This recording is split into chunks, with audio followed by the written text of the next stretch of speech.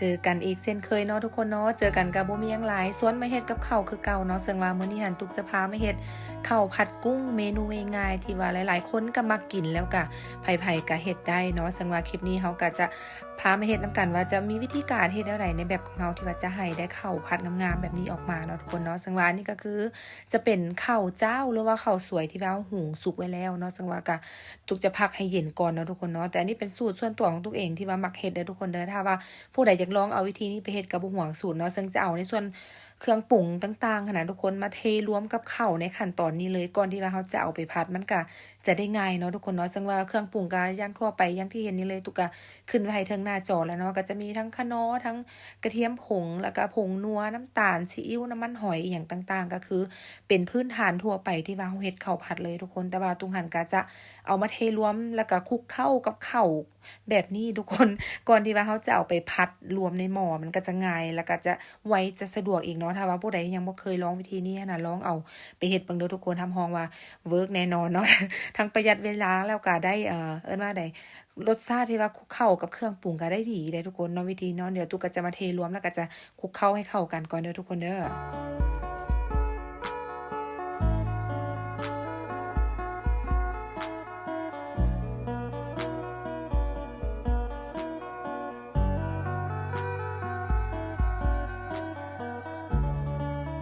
อันนี้ก็ในส่วนของข้าวเราคลุกเข้าให้เข้ากันเรียบร้อยแล้วเนาะทุกคนเนาะหลังจากนั้นก็คือจะพักไว้ล่ะก็จะมาเบิ่งในส่วนของ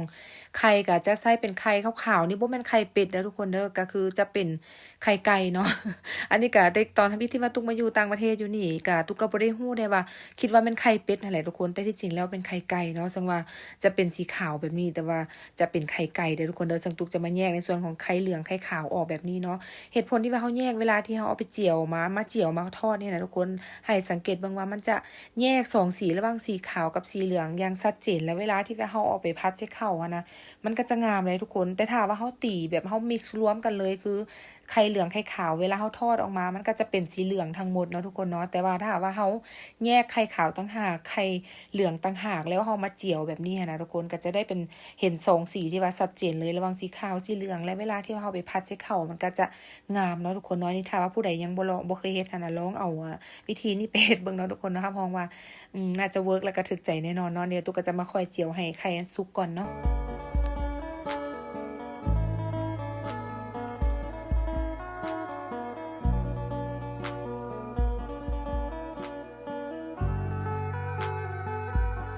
อันนี้ก็จะเห็นเลยเนาะว่าไข่ฉันเป็น2ส่วนสีขาวกับสีเหลืองแต่ว่าพอเวลาที่ว่าเราสุกแล้วนะทุกคนก็คืออย่างที่เห็นเลยเราก็จะมาคั่วมาคนคุเลให้เข้ากันคือเก่าหั่นแหละทุกคนต่างแต่ว่าจะแยกเป็นสีให้เห็นซื่อๆเนาะนี่หลังอันดับต่อไปคือเราจะมาตั้งน้ำมันพืชก็คือเราจะเอาในส่วนของกุ้งเนาะเพราะว่าเราจะใช้เป็นเฮ็ดเป็นข้าวผัดกุ้งมื้อนี้ก็คือแต่ว่าตุ๊กหั้นจะมาแยกผัดในส่วนของหัวกุ้งก่อนแล้วก็เราถึงไปผัดในตัวของตัวกุ้งเนาะทุกคนเนาะอันนี้ก็เป็นอีกเคล็ดลับอย่างหนึ่งที่ว่าจะให้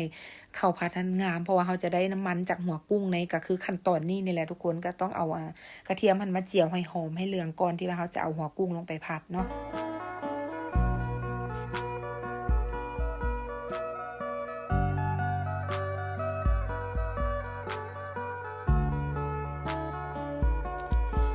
กระเทียมเราเหลืองแล้วเนาะทุกคนเนาะนี่ก็คือกหัวกุ้งที่ว่าเป็นส่วนของกุ้งที่ว่าเราแกะไว้เรียบร้อยตุกแกะไว้เรียบร้อยแล้วเนาะเราจะเอามาผัดมาคั่วให้เอิ้นว่าใดอยากให้น้ำมันของหัวกุ้งหั่นแหละออกมาทุกคนน้ำมันเหลืองๆเวลาที่ว่าเราเอาเข้าที่ว่าเราคลุกเข้าไว้แล้วลงมาผัดใส่หั้นนะเข้าก็จะได้เป็น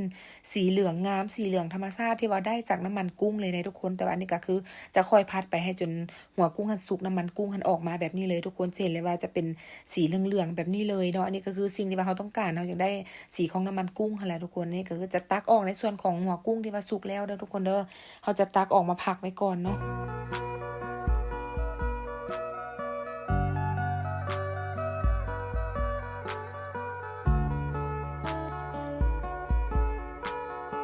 อันนี้ก็ในส่วนของหัวกุ้งเราสุกแล้วอันนี้เราจะตักแยกออกมาพักไว้เนาะทุกคนเนาะเพื่อจะไปผัดในตอนที่ว่าเราเอาใส่ผัดเข้าพุ่นล่ะแต่ว่าในส่วนของน้ำมันกุ้งจังซี่ก็คือ ที่เห็นอยู่เหลืองๆสินะเขาจะบ่ได้ทิ่มเลยทุกคนก็คือจะเอาในส่วนของตัวที่เป็นส่วนของตัวกุ้งลงมาผัดเนาะทุกคนเนาะเพราะว่าจะได้ให้กุ้งหั่นสุกก่อนที่เราจะเอาเข้าลงมาผัดใส่เนาะทุกคนเนาะซึ่งจะได้สีเหลืองๆจากน้ำมันกุ้งนี่แหละก็คือขั้นตอนนี้เลยเนาะทุกคนเนาะตัวก็จะค่อยๆผัดไปให้กุ้งหั่นสุกก่อนเนาะ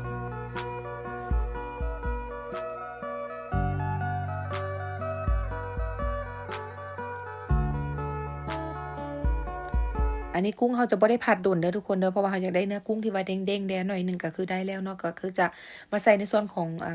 กะรดหรือว่าแครอทที่ว่าเขาหั่นเป็นลูกเต๋าแบบน้อยๆแบบนี้ไว้แล้วก็จะลงมาผัดเนาะทุกคนเนาะซึ่งผัดหั่นน่ะบ่ได้ใช้เวลาโดนเลยทุกคนเพราะว่า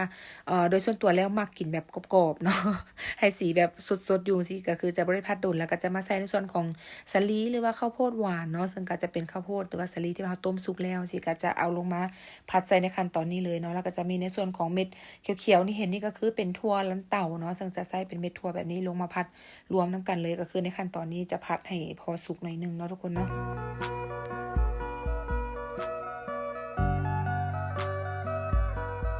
หลังจากนั้นก็ลืมบ่ได้เลยทุกคนหัวกุ้งที่ก็ยังมีน้ำมันกุ้งอยู่ในส่วนนี้เนาะเนี่ยก็จะมา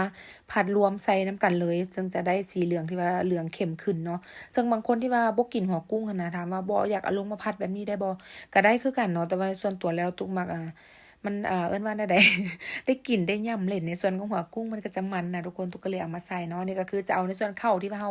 คลุกเข้ากับเครื่องปรุงทั้งหมดไว้แล้วแหละทุกคนเฮาก็จะเอาลงมาผัดใส่ในขั้นตอนนี้เลยเนาะเพราะว่าในส่วนของกุ้งของเครื่องปรุงอื่นๆนั้นก็สุกไปแล้วซึ่งว่าก็เฮาจะเอามาเข้ามาใส่ก็คือในตอนท้ายประมาณนี้พี่เนาะซึ่งว่าเข้าหั่นน่ะก็จะผัดไปให้เครื่องปรุงทุกอย่างมันเข้ากันทั่วถึงดีเด้อทุกคนเด้อแล้วก็ผัดให้เข้าหั่นแห้งๆหน่อยนึงเนาะเวลากินมันจะได้แซ่บนะทุกคนนี่ตุกก็จะค่อยๆผัดไปเนาะ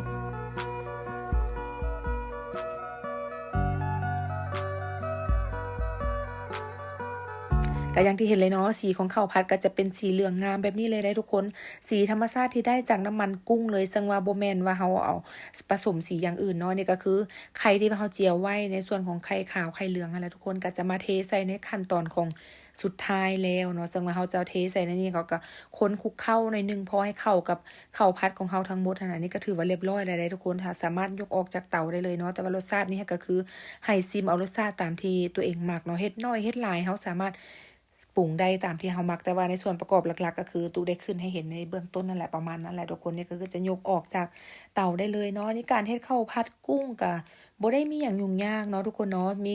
วัตถุดิบที่บ่กี่อย่างมีขั้นตอนการเฮ็ด2-3สเต็ปแบบนี้เราก็ได้ข้าวผัดแซ่บๆแบบนี้มากินแล้วเนาะทุกคนเนาะซึ่งว่าก็เป็นอีกหนึ่งเมนูที่ว่าเฮ็ดได้บ่ยากเลยเนาะหวังว่าผู้ใดที่ว่าอยากลองเฮ็ดมาเบิ่งวิดีโอนี้แล้วก็น่าจะสามารถเฮ็ดตามได้เนาะนี่ตุกก็จะตักเสิร์ฟเลยเนาะทุกคนเนาะก็คืออันนี้ตามอัธยาศัยเลยเนาะ มักน้อยมักหลายอันนี้แล้วแต่เฮาจัดเสิร์ฟได้เลยเนาะสำหรับการเฮ็ดข้าวผัดกุ้งมื้อนี้ก็จะประมาณนี้เนาะทุกคนเนาะหวังว่าก็ผู้ใดที่ว่าอยากลองเอาไปเฮ็ดหั้นน่ะก็เข้ามาเบิ่งวิดีโอนี้แล้วก็น่าจะเอาไปเฮ็ดตามได้ง่ายๆเนาะซึ่งว่ารสชาติหรือว่าการจัดแต่งจานจะให้สวยงามแบบใดอันนี้ก็แล้วแต่ว่าความครีเอทิฟหรือว่าไอเดียของผู้ใดแต่ละคนที่ว่าอยากจัดอยากแต่งออกมาแนวใดให้งามก็เฮ็ดได้เลยเนาะทุกคนเนาะนี่ของตุกก็จะประมาณนี้เนาะแบบธรรมดาซิมเปิลแบบนี้เลยแต่ว่ารสชาติน้ำหอมว่าแซ่บแน่นอนกุ้งใหญ่ๆเด้งๆแบบนี้เลยเนาะทุกคนเนาะ